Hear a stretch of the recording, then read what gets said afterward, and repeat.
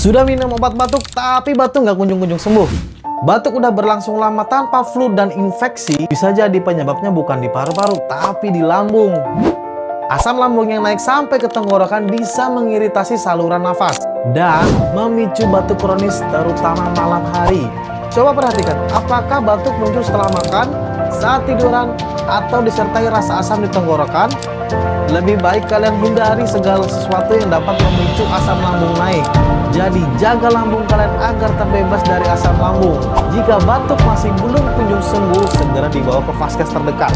Jangan hanya obati batuknya, tapi lambungnya juga.